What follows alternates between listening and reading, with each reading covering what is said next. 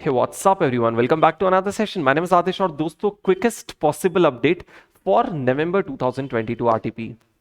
CA Final SFM November 22 के RTP में practical question perspective से एक भी नया क्वेश्चन नहीं है एवरीवन, सिर्फ 2 थियोरेटिकल क्वेश्चन है नए, और वो भी अपने जो 5 मेन थियोरी चैप्टर्स हैं वहां से भी नहीं है, राइट?